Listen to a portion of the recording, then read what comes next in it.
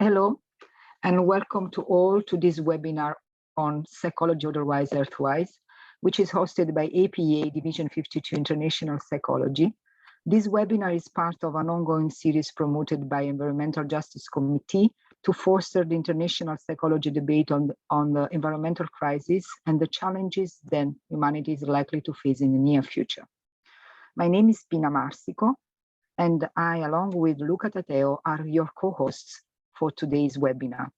Before we begin, our online audience have the ability to ask questions by typing them in the chat box located at the bottom left of your screen. So please feel free to type your questions during the presentation, and Luca will be making note of them, organizing them, and during the last 50 minutes or so, Luca will present the question to our guest speaker. So at this time, I will introduce and welcome Dr. Wade Pickren. Dr. Wade Pickren has served as the founding historian and director of archives at the American Psychological Association, as editor of History of Psychology and president of the Society for General Psychology and the Society for History of Psychology. Wade is currently co-editor of Review of General Psychology. He is the author-editor of 13 books, including serving as editor-in-chief of the recently published the Oxford Encyclopedia of the History of Modern Psychology and numerous peer-reviewed publications. His recent scholarship and practice seek ways for delineate the enduring impacts of coloniality, of being and knowledge on human thoughts and action, and find effective Earth-oriented intervention to counter these impacts. He is currently developing an approach he calls Psychology Otherwise, which extends the basis of psychological knowledge behind the Western alignment of rationality in order to create a pluriversal approach to psychological inquiry. His current project, Thinking, Feeling, Listening with Earth, is intended to help humans reorient to deep relationality and the interdependence of all life on Earth. So thanks a lot, Dr. Pickren, for being with us, and I leave the stage to you. Oh, thank you. Okay, let's see. Let's go here. Get this up. I go to slideshow. That way we can see it. Thank you, Dr. Marsico, for inviting me, and you and Dr. Tateo. It is really a pleasure to be here and get an opportunity to not only talk about the topic that I'll be presenting, but also to get questions and feedback from all of you who are participating. So with that, let's go right into it. So we have plenty of time. I will try to remember to not go at too rapid of a pace, because watching something on a screen is not the same as being there in person. So I'll try to go along at a reasonable rate here. And I'm going to show you some images as I go through that and try to explain why I'm using them. And so let me begin with this very first image that you should be seeing on your screen. And this is a tree that is about 15 or so meters from the front door of my house here in the state of New York. This tree is a maple tree. It is, the arborists say, it is somewhere between 300 and 500 years old. And I called her Apu, which I know in Quechua is usually used to refer to mountains. But she is such a wise being, and I want to use this to kind of orient us to our topic about developing a psychology, or psychologies really, that are not just otherwise, but that are earthwise. So with that, let me just give the basic introduction, and you can see this on your screen, I hope. And the question I've been working with in the last several years now has been the first one. How can we all of the beings on Earth, have lives and futures that really are lived in recognition of our interdependence? Because, I just be upfront that I see a major problem that has evolved on Earth is that we don't think of ourselves as interdependent. And so humans have done a lot of damage to Earth and of course to each other as well in that process. But I'm also trying to work from an approach, I call it a cosmology that is pluriversal, where many worlds and knowledges, and including psychologies, are possible, not just one hegemonic psychology. And trying to start with, what is real? That is the ontology of this, is that it's based in a radical relationality, there is no singularity here in terms of independence, that we all beings are, if you will, fixed in a relationships, and a regenerative epistemology, which I'll give a couple of examples of today as well. And I'm hoping that in some small way I can contribute, and those who join with me perhaps, in a new commons in the places that we live, that's marked by what I think are really historically and really deep time evolutionary history of reciprocity and cooperation. And then the last thing I'll talk, well, not quite the last thing, but almost the last thing I'll talk about is there's some ways of reattuning ourselves or coming into attunement with Earth as our home. When we're living in such a time of increasing, it's not just beginning, it is well underway, a time of a climate crisis and immense biodiversity loss, which has lots of implications for how each one of us live. And some people in some places, it's already hit them a lot harder. So that's kind of the background. So what do I mean by psychologies otherwise? I've had this question from a number of people, and I've been a little hesitant, to be honest, to try to pin myself down on this. And I'm, I think, gaining a little bit more confidence about being able to say more about it now. But I think it's really very much something that's a development in process. And I use the term psychology here in the plural, because I think this is happening. It's not just what I'm doing, but there are other people in other parts of the world who are also developing psychologies that are otherwise. So where does this come from? I think some of you know about the Zapatista movement in Mexico and the Chiapas, and that the way that they articulated their movement was that they were basing what they did and how they lived in what they called a worlds and knowledges otherwise, at least in English, it translates that way. And what that has then become really the background for, I think a lot of you also are really aware of the whole kind of coloniality and modernity and the problems it's created, and then what is often called the decolonial turn. I'm not using the term decolonizing here. That's something I think related but different. But the decolonial turn or the decolonial critique is, so this is in some ways kind of the deeper background of that. And it suggests there are many ways to know and understand all aspects of being on this planet. And there are many different cultural traditions and life ways. So there's not just one. And it's of course a pushback against the imposition of modernity, which is mostly a European or Euro-American, Euro-North American modernity that says that this is the way the world is. And so this is kind of a pushback on that, saying there are other ways of knowing and being in the world. And I really like the quote from Santos, and I hope you know his work. He's, of course, been around for a long time and is one of the founders of the World Social Forum, which has had such a powerful influence in many parts of the world. But in his 2014 book, which is really the first one that I think I really called on to, Epistemologies of the South is its title, he writes in there, and I love this quote, "There are many knowledges looking for people eager to know them." And so think about that for a moment and see how it turns things around. So I use otherwise, though, as to offer an alternative. The word otherwise, offer an alternative in psychology to what I perceive as the destructiveness of much of modernist psychology, which some people, and I often use the term hegemonic psychology, and I always want to be careful to say whenever I talk about this, that it is psychology as a discipline, as a science, as a practice is really different. It's not just one thing. Based in different methods, different understandings of the world, but there is a hegemonic psychology that says this is the way that psychology is, way it works, this is how we understand ourselves and others, etc.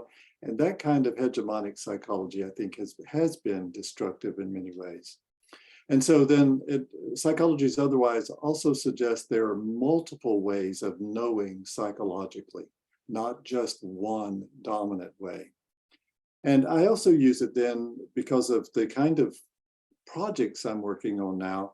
It's a way of knowing that helps us engage our imaginations with deep connections to the natural world, and in which we live and move and have our being. So that's what I mean by otherwise. And I think it's in process. It's not finished. So I hope you'll bear with me when you see inconsistencies in it, and it'll certainly change.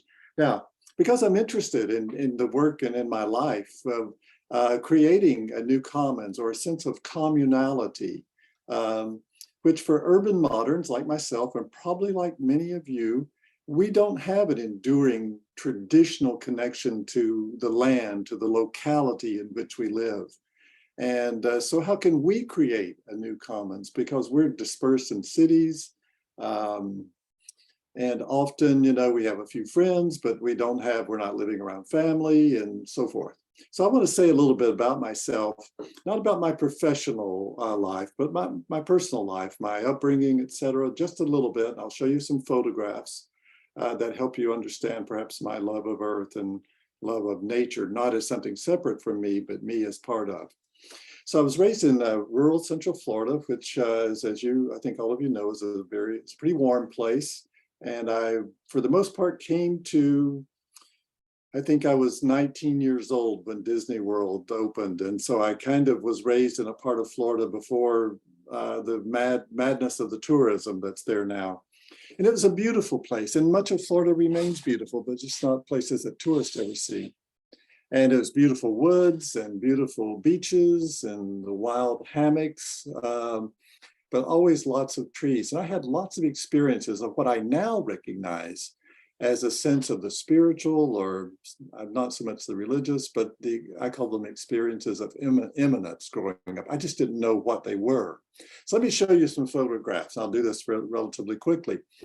This is a recent photograph of when I was in Florida not too long ago, of what's called a live oak tree. Notice how it grows, so horizontal. It is also tall, but it's probably about as wide as it is tall, somewhere around 50 to 70 feet wide or more, and that tall. So beautiful, beautiful older trees. This one quite old. I took this and I talked with the people who lived there. This is in a development in on the north coast of Florida, near the Atlantic Ocean. And the folks said the arborist had told them it was 500 years old. But here you see a live oak tree that's not really in its natural habitat, because all that's been changed for these kinds of flowers and things that people are growing. But I have a couple of pictures of live oaks, not quite as grand as this one I showed you, but in their more natural habitat. And you can see all the other plants and things that they grow together, and they form, what scientists would call an ecosystem. So here's one picture, and then kind of a slightly different one. You see the kind of palmetto scrubs up there, and other kinds of trees as well, living in this really kind of balance with each other. And that's what I think is the beauty of the earth prior to human intervention. And then, of course, Florida has beautiful coastlines, and this was a picture of a storm that was approaching the coast of the east coast of Florida. Just shows you the majesty and the beauty of that. And then a more sedate scene of just pelicans on a old pier on the north coast of Florida, northeast coast of Florida. So those are some of my background in terms of how I grew up, where I grew up, the love of earth that I developed and has remained with me, though I've lived most of my adult life in large cities. So what do I mean then by Earthwise? Because I call what I'm doing Psychologies Otherwise and Earthwise. So what do I mean? It means that I make some assumptions. I make an assumption that that the Earth is sentient, that there's a sentience of all the beings on Earth, and that Earth itself has a kind of biointelligence, that we are part of that, and we draw our own sentience and intelligence from Earth. I also make the assumption, and I think this is warranted, it's an ontological statement, that we are not separate from all other beings. That we are interdependent. And if you look even at physics, and if you read the story about the Nobel Prize in Physics given last week, that even at the subatomic level, all of the universe is interdependent. That is, we're all together in this. And we are not, although in certain traditions, especially Western intellectual and Enlightenment traditions, we've been made to feel like we somehow or another are exceptional or different, but we are interdependent. So this is where a psychology that is Earthwise can begin. It's from this point of interdependence. And that's really kind of what I'm hoping to do with my work now, is to help us realize how interdependent we are and act accordingly. And I'll talk about a project at the very end that I'm working on that is part of this. It also means a psychology that is grounded in the local, right where we are, that's place-based, with how life is actually lived where we are. And some of you, I don't know who else here today, but I know some people have told me they were going to join, have heard me talk about this in other settings, like even more in historical settings. And today's not a history of psychology talk. It's more of a kind of what I'm doing now, really kind of thinking about the future. So psychology that's grounded in the local, that doesn't see us as separate from Earth. It's place-based, and it's how we actually live. And it also means that I think Earthwise indicates that we are present in the moment we're in. And I want to give an example, because I see these kinds of psychologies beginning to emerge. And I'll show you a photograph. Art Bloom, a Native American or indigenous psychologist here in the US, has a relatively new book called A New Psychology Based on Community, Equality, and the Care of the Earth. And I worked with Art on a project, some of you know, that the American Psychological Association, for whom I used to work many years ago, recently issued an apology for their history of racism. And I worked on one of the committees that helped develop that and address that. And Art Bloom was on the committee, so I'd met him before, but got to know him a little bit. And this book is a marvelous book. And in some ways, it's both like and different from some other approaches that you know of, like indigenous psychologies, which also have some indigenous psychologies certainly are an Otherwise and Earthwise approach. And then the late Durganand Sinha wrote a really fine account of psychology in India called Psychology in a Third World Country that came out back in the 60s. So I see, though, that it's not just me, that others are also developing these Otherwise, Earthwise. So the main message of Art's book, and it's not a textbook, it's a really well-written book, but his main message is that I was so surprised when I read it, because it's the same thing I'm working with, is that we have to realize and live as though we are interdependent with each other and with all of Earth. And so I think this is hopefully something that we're becoming more and more aware of. So I want to offer a really brief critique. I've done lots of critiques, and honestly, I know they're probably necessary, but I get really tired of them because we need to move beyond critique. But I'll just offer a really short thing here. And I can send you articles I've written and other things too, if you want to know more about these things in depth. And there's lots of other sources too. I'm certainly not the only source on this. And so if we take a historical look, we can see that the emergence of what I call coercive social hierarchies, which you really don't see until people start settling down into agriculturally based communities, maybe maybe 8 to 10,000 years ago, and then what's called the Neolithic period. And over the course of that, as people stayed in one place, then you start seeing social hierarchies emerge that were almost always, not always, but almost always patriarchal, and often having religions that supported those kinds of hierarchical structures. So that's one kind of the part of the background. Another is logocentrism, which is really fixing reality through language, is what logocentrism means. And what it does is it says the way to know the world is cognitive. It's mental, if you will. It's through language. It's not through location. It's not through your senses, but it's through language. As Plato has Socrates saying that it's really through words that I know the world, not through trees and plants. And so this was Plato writing, more than 2,000 years ago. And then more recently, and of course, I think building off of these earlier experiences was the rise of coloniality, modernity, that's based in a rationality that's dualistic. We often call that in Europe and North America the Enlightenment. And it's dualistic. It separates mind from body, humans from earth. It says that humans are special in ways that give them the right, as Francis Bacon, the philosopher, wrote in the early modern period, because nature is a woman. And she has to be subdued. It gives men and white males, basically, the right to rape the earth and to do what they will with the earth, as women were often treated. And with that, then the kind of colonialist impulse, first in Spain and Portugal, but then for many other groups as well, and especially with the rise of capitalism, it led to what Santos calls the abyssal line. Those who have kind of on one side, and those who do not, then relegated to being the other or the primitive. So won't go there. That's lots of material out there, but it suggested then the need for a decolonial turn, which I think probably many of you are working with as well. Kind of came a little late to psychology compared to some other areas. And then I would also add that perhaps also part of this, I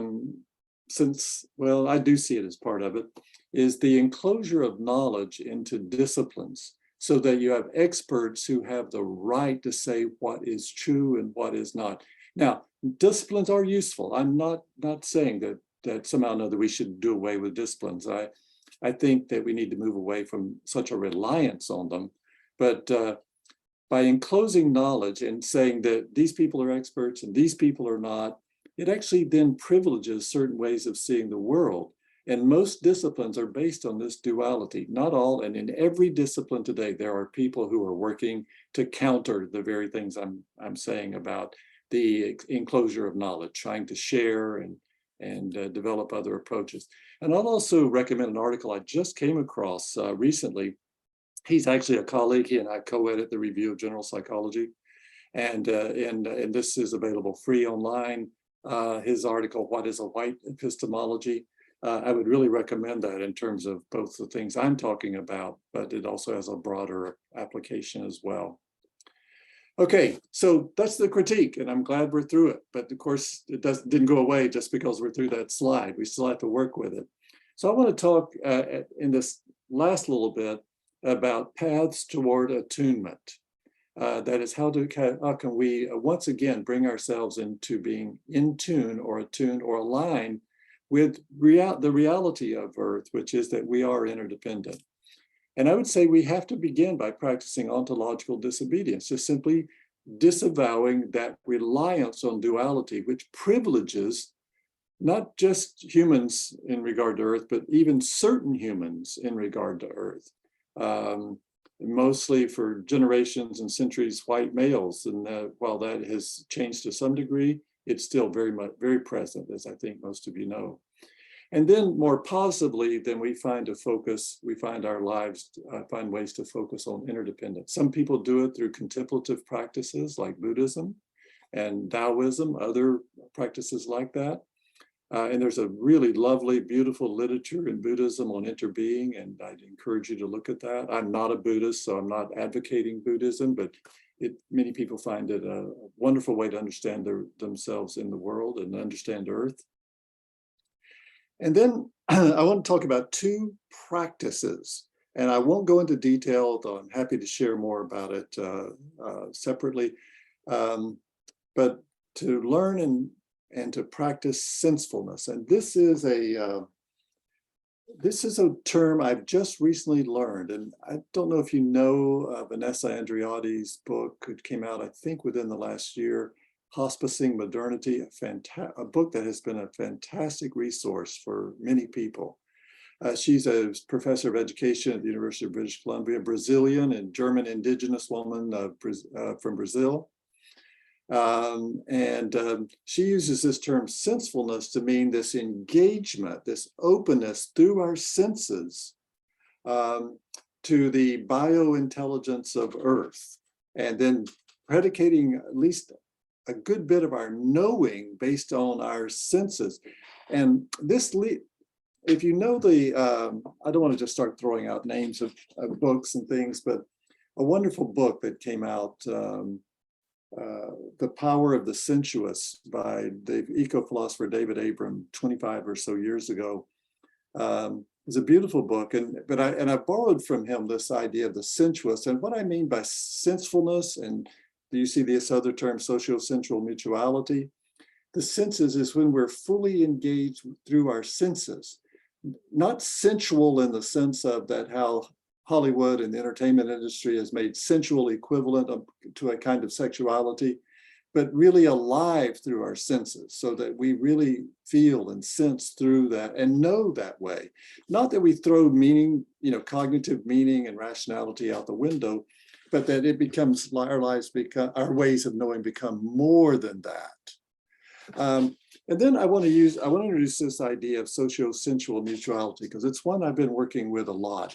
And it's actually linked, it's my link to the next item on the screen here, which is shared awareness or shared consciousness, or some people call it co-intelligence as well.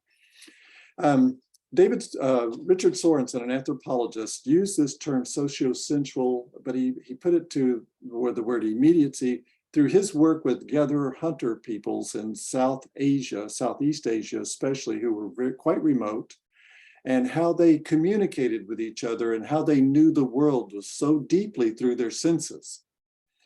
And they did not always rely on language to communicate their understanding either. Sometimes they used their bodies to do so. And if you're a dancer or a musician or whatever, there are so many ways to communicate without using words. And I've come to one of the things I'm really working on now for myself is knowing without words. So anyway, I won't go there. That's kind of another approach. So shared awareness is this, and if you've played in a band, if you've played in an orchestra, if you've sung in a choir, if you've danced in a dance troupe, or just gone out dancing, or gone to a great concert or whatever, or if you're an athlete and you get into what's called in the zone, then really what you're experiencing is this shared awareness or shared consciousness. And so it is a legacy of our human heritage. And it's clear from Sorensen and other anthropologists' work that hunter-gatherer or gatherer-hunters, as one person said, they did a whole lot more gathering than they did hunting. That it was very common and is now among gatherer-hunter groups, this shared consciousness that not everything's done through words. They just come together and through their interactions come to understand each other and what's needed. Some people now are calling that co-intelligence. And I'm just now exploring that. Michael Levin's work is, I think, a beautiful way to explore that too, the biologist who's at Tufts. And there are practices, like, for example, if you do any work with things like like kind of facilitating groups. Some of us, like I use an approach called Way of Counsel, which I've learned. It's a circle practice where you gather people in a circle, one person at a time. You work with a prompt or a problem or a discussion, And it's one person at a time as you go around the circle, and it's usually several times around. And people are, you learn to do it quite respectfully and sensitively. You listen from the heart and speak from the heart. What begins to happen is like what happens in perhaps among gather hunters or from singing in a choir, and that is that you have a sense of that you're all sharing in this together. I call it, my experience of it is that time slows down and the room gets larger. And so it's that openness, that disposition to be open, that you begin to share in what David Bohm, the late physicist, called participatory consciousness. And I'd recommend his work as well. So those are two practices that I think that we actually can learn to do. And of course, we can practice sensefulness on our own, and we can find focus on interdependence on our own, but eventually will, of course, lead us to with others. But shared consciousness really, and of course, we can do that, of course, with other than human beings too. But it's probably easiest to begin learning it with other human beings. So, but also I now want to move to what can we do in a larger scope, because this isn't just about individuals. In fact, it would be a complete failure if any of you took this as, oh, something that's just about me and how I can do this. It's really about us doing this together. And one of the problems with hegemonic psychology is it focuses so much on the individual, the intrapsychic life of an individual, but none of us are truly alone in the world in that way. So two practices that involve community. As I said, I'm really interested in creating a new commons. That's why I shared something about myself. How can we form a commons with people we don't know? So if we adopt reciprocity as a way of being in the world, many of us are quite comfortable giving to others, sharing our knowledge, sharing resources, etc. But receiving is also a part of that, being open to others. So giving and receiving is a path to a new commons or communality, sharing together. And then finally, and I'm sure I'm not exhausted all the paths toward attunement, privileging cooperation over competition. The neoliberal societies that most of us live in are predicated upon the model of competition, that you have to get ahead, that someone else, you have to look after yourself, number one. I grew up with that kind of message. My family wasn't like that, but I certainly grew up in the world I grew up, and you did too. Most of you did anyway. And yet when you really carefully look at what biologists, even ethnobotanists, and many people in anthropology, what the science, if you just want to rely on the science of this, it shows that cooperation actually is much more of a dominant way of functioning on Earth, not just among humans, but among trees and other beings. Even cells cooperate in your body, like our bodies, the cells in our bodies cooperate with the microbiome that's in us as well. So cooperation is something that we can learn. I've also been developing some work on that and have shared a little bit of it, but it's something I'll do more of. And finally, my last slide, I want to just really briefly very briefly talk about this project I've been on this last, not quite a year now. And I have my colleague and longtime friend, Steve Lodel, who's a great photographer. We met when I was in graduate school at the University of Florida. And we were developing this project that we call Thinking, Feeling, Listening with Earth. Notice there's no definite article before Earth, no "the" there. Because when you have a definite article like that, it indicates something separate. And I really want us to think that we're not separate. And so what will come out of this is a text image book that is a constant interplay of images with text, and that text can be a variety of things, essays, narratives, etc. Different kinds of photographs. The website will have videos and soundscapes. I've already been out recording some soundscapes, catching the biophony of, of what happens at night. And So, and then we're using Earth as our, just the beauty around us as a departure point, but then we're also doing a lot of things with how are humans already living interdependently in regard to food, water, shelter, health. You see the things there that, that we're working on. Okay, so I'm going to stop there. I hope we still have plenty of time for questions, and I really thank you for your patience with me. Thank you. Okay. Great, thank you very much, Wade. Now, okay, we have time for plenty of time for question and answers. I remind you to write down your your questions or comments. It can be done either in the regular chat, or we have actually a Q&A chat you find at the bottom of your screen. We have already one question from Ana Luisa. I'm not. I try to read it because I'm not. It sounds kind of complex question, so I stick to what is written with. Okay. I have a shorter question, which is I can answer myself. Will copy of slides be available? The whole recording of the webinar will be on our websites on YouTube. So also the slides will be there. Okay, yeah. That's the short answer. Okay, yes. So now, wait. The first question is, how can we scientifically explain the process of the sentience of all beings to the level of cultural organization in order to be possible to consider the sentience of all beings? Well, that's a really good question. So here's kind of where I've come from on this, and I'm going to cite other experts, not myself here. So I would, is this the question Ana Luisa asked? So yes, there you go. Yeah. Great, now I can see.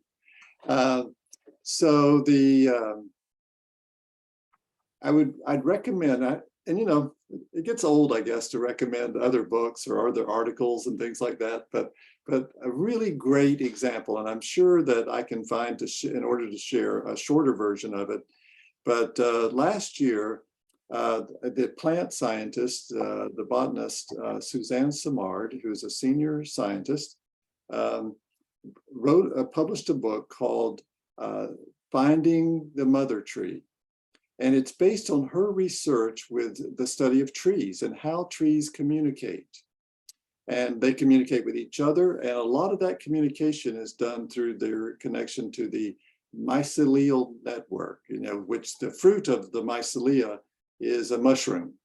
That's what we see externally. But the network is, of course, underground. And many of these mycelial, some people call them meshworks because they're so thick. And they can go for hundreds of acres, all linked together. And this is how trees in a forest, now not some, even trees like I showed you at Pooh, the big maple tree at the place I live here in New York, there's also a huge network there because you see these mushrooms coming up all over the place here. But in a setting that hasn't been as disturbed by humans, then there's this rich communication network underground. And there's clear communication going on between them. And there's Suzanne has focused on another aspect of this, but there's also a good body of work that has now developed among plant biologists showing how that the mycelia, I guess I want to say it the Southern way, but mycelia is the that they communicate basically like cells do in our brains through a kind of a neurotransmission like kind of communication. And that communication is both ways. There's both nutrients being delivered to trees and messages being sent outward. But Samard and now a number of other people are showing that trees are also communicating also by exuding the equivalent of pheromones, chemicals that are exuded from their being as trees that are communication to other trees around them. And then Monica Gaglione has written a book, I think it came out 2 years ago called Thus Spoke the Plant. And she studies plants, not trees. Trees are, of course, a variety of plants, but she studies smaller plants and shows how they communicate as well. And then, of course, there's the edited book that Patricia Vieira in Portugal, I just recently met when I was in Portugal. But she has a recently edited book called The Mind of Plants. And I bring all this up, not that there's some kind of conclusive proof here, is that communication is clearly one example of sentience. And then I'd also recommend for Ana Luisa or anyone to go to YouTube and look up the biologist Michael Levin, Levin. He has been doing fantastic work as a biologist of showing how even things that you would never think of as being sentient or communicative actually do seem to think and explore and remember their environment. Things like lichens and little tiny really small cellular organisms are doing this. So that's a very long answer to that question about sentience. And I really am aware that there are many people who want to engage who only will accept a kind of reductionist science that's based on a certain kind of rationality. There are many people who say, well, that doesn't prove anything. So what can you do? I have no point in arguing about it. Thank you very much, Creed. Okay, we have a lot of questions, so I'll try to keep my answers really short. No, I mean we have time. Don't worry. We are going slow. Another question by Geraldina. In your opinion, is it possible to overcome this dualism between earth and human being without taking into account the peculiar characteristics of each cultural world? Yeah, that's really a good question. And there's really no one answer to that. It doesn't reduce to any simple response. I do believe that it is for most human beings, especially if you are a human being who's been raised in the kind of basically dualistic based culture that many of us, not all of us, but many of us have been raised in. I think it's really going to be a lifelong challenge to think and perceive the world differently than that. I've been practicing assiduously for a few years now. I still find myself falling into this mind body, this human separate from, and that sort of thing. I think it's a practice. It's not something. It may not ever be. We may not even achieve it. However, one of the authors in recent years who has really impressed me with his work, his name is Arturo Escobar, and he is my age. He retired. I call it stepping away from an active academic life, because I see nothing about my life that indicates I'm retired, except I no longer get a paycheck from an institution. But Arturo stepped away about the same time I did. He and I are almost exactly the same age. He's an anthropologist, but of course has become a thinker much beyond just anthropology. And he writes about, in his book, especially Designs for the Pluriverse, he writes about, this critique about rationality. He says, of course, people who, he's referring to a lot of the indigenous groups he's from the country of Colombia, although he was a professor at the University of North Carolina for many years. And a lot of his work's been done in Colombia and Ecuador. And he says, of course, folks in indigenous and Afro-descendant folks in Colombia, they live and function rationally. It's just not Enlightenment rationality. So it's not dualistic. It's not separating themselves from the earth. So yes, it can be done. I suspect I'm going to struggle with it the rest of my life. But I'm definitely willing to be called on it whenever I'm thinking dualistically. One of the most invidious ones is this whole male-female thing, that somehow or another men have a certain way and women have a certain way, as though that's all there is in life. So I think we can practice. That's what I would say as an answer, a short answer. We just have to practice. Thank you. Thank you very much. So now I have two questions that I think they can be asked together, because I think they focus on the same on a similar issue. Alfonso and Michela, they ask, one is asking, for how long do you think we can change? How long will take? Sorry, we can change from a competitive to a cooperative perspective. Yeah. And the other question is, I think it's related to this one, is how can we overcome individualism rooted in the capitalistic economy model of Western societies to favor cooperation? Yeah. Boy, those are good. Those are good questions. I'm glad people are asking such difficult questions, because there's no easy answer to these things. It's not like I can say, that's how we do it.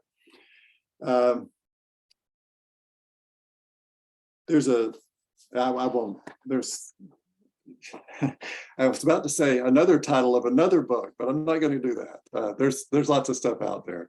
And I've been reading a lot about creating a commons in the last year or so, and very interested in doing so. And people are practicing this by doing things like establishing co-housing communities where every family lives in their own space, but they're living together, you might say, in a neighborhood, or they've, sometimes have remodeled an older building to have that. And they share, maybe instead of having every family having a car or a bicycle or whatever, they only have 2 or 3 for the whole community. So there are lots of people around the world who've begun to practice this, trying to live in ways that are based on cooperation, that is sharing together, rather than everybody's got to have their own. It's a hard thing because, I see somebody I see a book.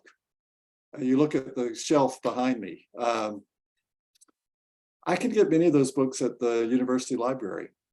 I don't. I mean, I do some. I'm reading one now that I got from the university library, but if I really like it, I buy it. And of course, that speaks to the capitalism as well, because books are products as well. And sure, I like it when people buy books that I've written or edited. I'm not going to be able to live independently based on the income from those books. As one friend jokes, yeah, I get $70 a year from a book I wrote. But no, that's the thing, is again, I think it becomes a practice, is that we learn to find ways to share together, to be willing to, instead of purchasing, to lend or to borrow from someone. I'm being overly simplistic here. The challenge is always we live in a societies where we are almost constantly bombarded with things. There's another book I was about to mention, The Matter with Things, but I'll save that for another time. So I think that a part of it is a kind of developing an awareness. I also believe in being kind to oneself, and not, as I've learned from some Buddhist friends, that being self-critical it can be really destructive. And so rather than criticize myself for failing on a pretty frequent basis, I say, well, I still am accepting who I am, but I can learn from this experience I've had where I did fail. I did act in a way that was more consumerist or dualistic, rather than to fall into this, oh, I'm a terrible person because I screwed up. Well, we're all a mix of some things, neither completely 100% wonderful, and certainly none of us are 100% terrible either. So I think it's a challenge, it's a set of practices, it's a discipline that we find ourselves in. And more and more, I think, as we practice those things, then that it becomes, if not second nature, at least easier for us to do it. I'll give an example, and it's a little bit off target, but I think it makes sense as an example. I have a friend who lives here, who a few years ago, he said that what he really wanted to do, one of the things he really wanted to do was turn his smartphone off when he left work and not turn it on again until he went back to work. He said, I feel like I deserve evenings and mornings to have time to just be in the world. And I said, good luck. And you know, he did it.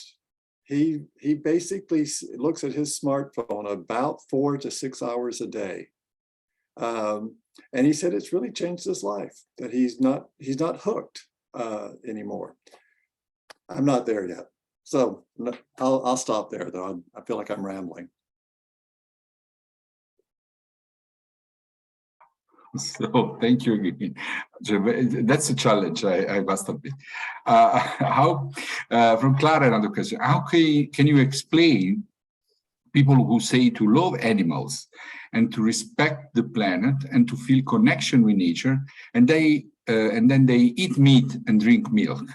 Mm-hmm. Even knowing the suffering behind the meat, milk, and fish industries, and the danger for the system biodiversity. Yes, that is a wonderful question, and it's again, it rises to the level, that one, of kind of a moral question, really. And I think every person has to answer that for him or herself or their selves. In that, so I know that there are people who are, I think, working really intelligently around questions of, you know, what are some things that humans can do to reduce the impact of on Earth in terms of climate change crisis. And one thing that often comes up is if we just stopped eating meat, because much of the meat that many of us eat, not all of us, but that many who do eat meat, they eat meat that's raised in industrial agricultural settings. And those animals are treated incredibly inhumanely. The way they are slaughtered is inhumane. And, you know, I, for one, I refuse to eat meat that has been produced in that way. But everybody, I mean, I'm not trying to project this onto other people and play a Mr. Righteous here or anything. But I think we can be thoughtful about that. And many people will choose to be vegan or not eat meat. Some people will not eat land-based meat, but will eat fish and so forth. But of course, when you think about what's being done to the oceans in terms of depletion of fish and other kinds of marine life, it's almost or maybe just as bad as land-based agricultural raising of, you know, herds of beef and pigs and sheep and so forth. So I think people can make also intelligent choices about that. And I'm not validating or invalidating any choice that a person makes. But when I know that there are other ways to obtain sources of protein than eating agriculturally raised, you know, these massive herds that are destroying so many ecosystems around the world, and know that there are practices and ways of changing agricultural practice where that would not happen.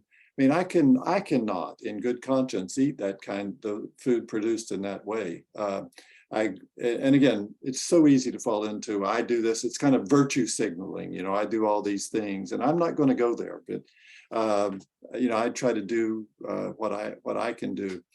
But I do want to bring up, as a way for those listening who are interested, that there's a movement called Via Campesina, and it's small farmers around the world. The estimate that I've seen is that there are 200 million small farmers on the planet. Most of them do not engage in the destructive practices that industrial agriculture engages in. Now, I'm not saying, not giving them a clean bill of health or anything, it's not mine to judge anyway, but there are other ways. There are ways, and the people who write about this say that this small farmer movement, and of course more people can engage in that too. Here in the area that I live in New York, there are lots of small farmers who are growing, organic food and so forth, and animals that are raised without hormones and all that other kind of stuff. But this is a movement that could feed the world in ways that were a lot less damaging to the planet than industrial agriculture or aquaculture, fisheries. So it's a tough question. And I have to say I have moral qualms every time I get asked that question because of my, I have to reevaluate my own practices. So. Thank you. We have time to take one more question at least, and it's from our friend Gordana. Okay. Thank you, Wade, for your passionate commitment to create new commons. Indeed, this is much needed, but humanity had experiences of lives and orders based on understanding humans as primarily social beings. Michael Tomasello claims that humans are cooperative beings.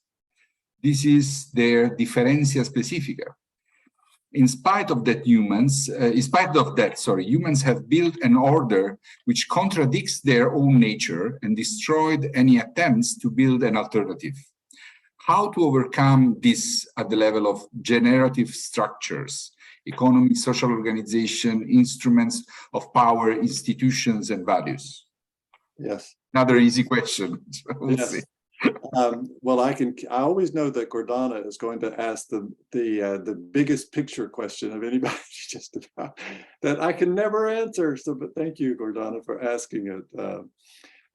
I want to go start with this notion of humans as social beings. I know that we are, and so are most other living organisms on the planet, including trees, are very social beings. So this is going to sound like I'm coming at it sideways, and I am. So I really have come to really like the phrase socio-sensual mutuality. And as I said, I use the word sensual to mean our senses fully engaged, but engaged in a social context. So that whether I'm talking with you all today, we're doing it electronically, but we're still engaged, or we're doing it in person. It's that kind of mutuality, that sharing back and forth that I think is really key to maximizing our sociality, our potential as beings on this planet.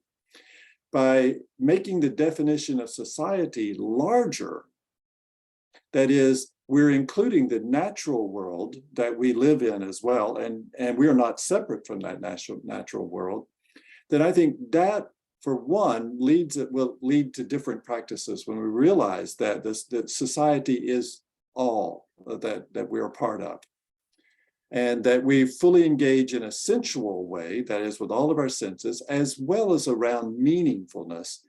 And, I've come recently to, I've made my life around meaning making books and writing books and teaching and those kinds of things. And I'm glad I did that. But I realize I've also missed a lot by doing that. I've relied too heavily on kind of only one dimension of what it is to be a social being on this planet. But I know Gordana's question is really about larger social structures that are human-centric, our governments, our departments in our universities and settings like that. Well, how can we change those things? And I think that is a bigger, I don't think it happens all at once. And I'll reveal probably the biggest area of pessimism that I have is, honestly, I just have not been able to bring myself to be optimistic about the future of 8 billion plus people on this planet, that this is going to be able to continue in the way that we have, unless there is radical and drastic change. And it's really, I'm pessimistic about that actually happening on a large scale without a great deal of violence. But I know that, we see happening in Europe, a war that's going on in which part of the earth is really being destroyed. It's not just human beings that are that are destroyed there, but it is the wildlife, the rare species that are there. They're also being destroyed as a result of what's going on there. And I know that's maybe in Europe, that's now uncommon to have that sort of thing, but in many parts of the world, it is still happening. What we can do, of course, wherever we are, is to work toward bringing some kind of sanity through our own practices and through how we interact with others. So I don't really I don't want to pretend that I'm really answering Gordana's question. It's a huge question, but I'm always willing to be a part of even partial solutions to that. Well, I guess they're not really solutions, but at least ways to ameliorate the suffering of humans and other beings as well. And I know that was the last question, but I do want to say that if people want to Actually, wait, sorry to interrupt you. But I mean, if you still have some patience left, we can take one more question. Okay. I mean, we are not under pressure, so we have time for a last one. Diana is asking, she said, right, the respect for the environment is a very important topic. What can humans do to protect biodiversity? And especially, I think that's a very nice ending question. How can psychology encourage human contact with nature? Yeah, I think that's really a good one. And that's also, it's actually more difficult than you think to answer that one about psychology. I do see it as happening. I'll give an example on biodiversity. And I'll actually give two that are separate places in the world. But one of the things, you know, the place I live on probably much of the year, though not always, also having a place in Toronto, but because I like to be outdoors and all, I live on about 2+ hectares of land here in New York, and it's really beautiful. It's had beautiful sunsets and all of that. But the land, since white people have lived on this land for probably about 250 years, they pretty much nearly destroyed it in terms of they cut down most of the trees, not the apu, the maple that I showed you. And what I've been working on for 10 or so years is bringing some of that back. So I'm planting trees and plants. And what I'm seeing is that a return of the biodiversity that surely once lived here more freely.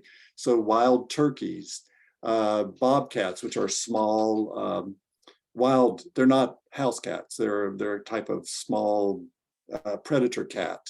And deer who are quite abundant here and so forth. So that's one example and this is being duplicated in many places. Some of the work, this project I talked about, I've seen lots of people doing things in this regard. And then I was recently in Portugal where I gave a talk at the University of Coimbra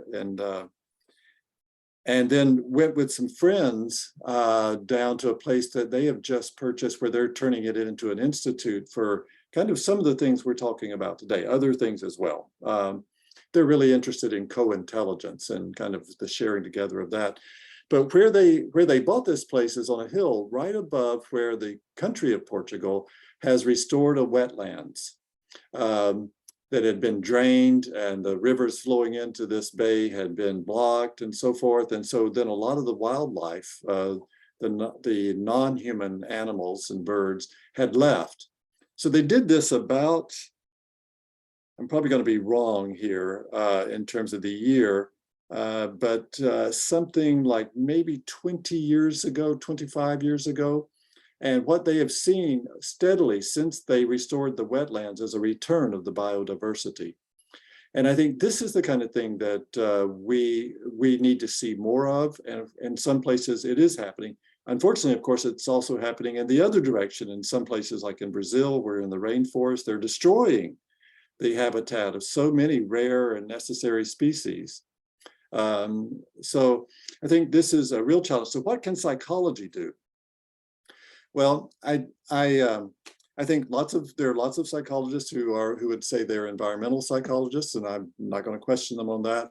And they take many times, they're doing some really interesting work. And like many psychologists, they focus on, kind of changing how individuals respond in this regard, and that's completely legitimate.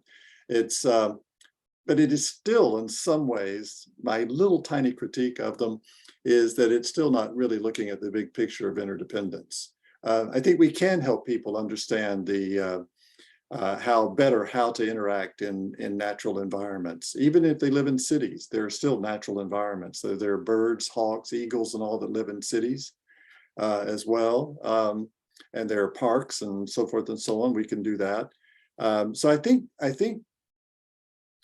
what I'm seeing, if I'm reading the signs right, and what I am saying is Psychologies Otherwise, and some of which are also Earthwise, like what Art Bloom's recent book articulates, is I think that there are some psychologists, especially in some of the indigenous psychologies that are being brought forward, based on indigenous knowledges, not based upon the separation of humans from Earth, that much of modernist psychology is, that we're seeing now some ways of people understanding psychologically what it is to engage with the natural environment and feel at ease in that.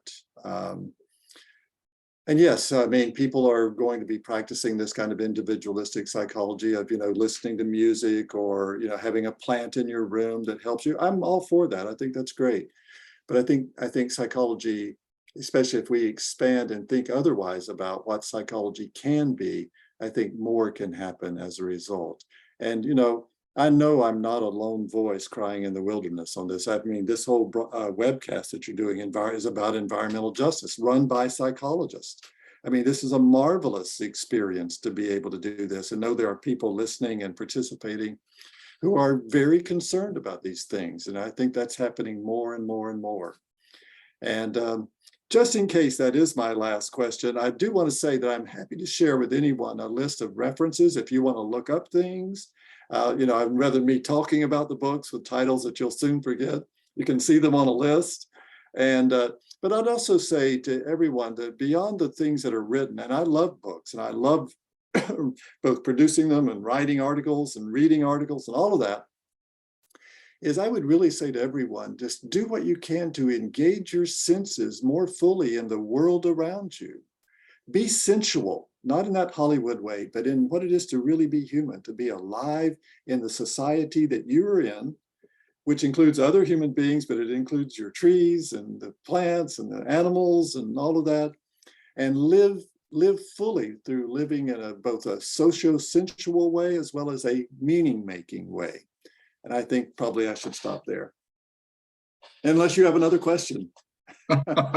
Well, actually, rather than a question, I would like to wrap up with the request, because while you were speaking, I realized how much.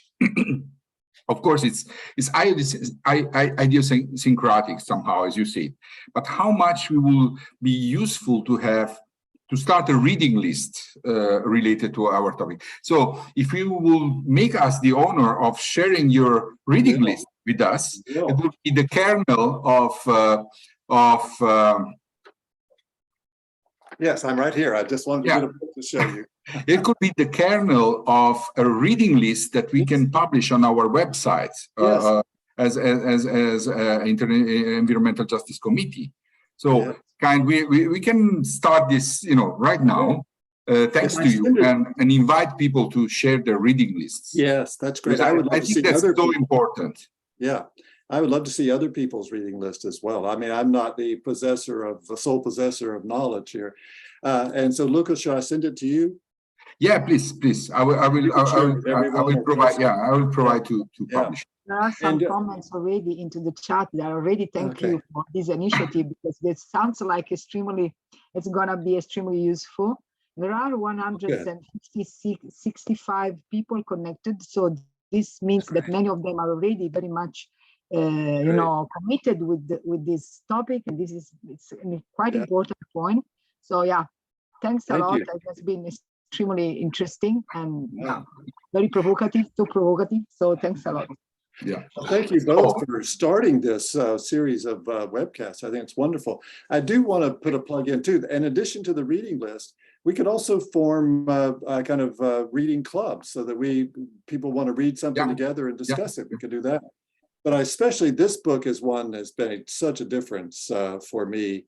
Hospicing Modernity. I don't know how many languages it's in. She's from Brazil, German indigenous heritage, now University of British Columbia. Fantastic book. Again, but I also took from that book, her book, that it's not just about reading the book, it's about engaging in the practice. And the book will show you many beautiful things to do. Great. So wait, thank you very much. Pina, just a final comment. There are still people writing down questions. Okay. Maybe there are a couple of additional questions. Maybe if if you do not mind, we are gonna send to you just for the result. Yes. Joy's phrase. So there are additional Great. stuff for you. Great. And if you've recorded it, feel free to share it. I don't hold any copyrights or anything. I mean, I'm not trying any of that. We will send you the link to the video recording as soon as and I put it online. So again, thank you very much for this wonderful talk. Now it's what I can do is just thank you again and thank all the participants who joined. It has been a wonderful discussion. We will love to hear from the audience, your feedback, your suggestions, also your own reading list, but especially how we can improve this webinar series. And on behalf of the webinar committee, and especially on behalf of the International Environmental Justice Committee of Division 52, I wish you all a very, very happy ending of the day or continuation of the day. And as we are almost on the weekend, also a very happy weekend. Thank you. Thank you again, everybody. Bye-bye. Bye. Bye.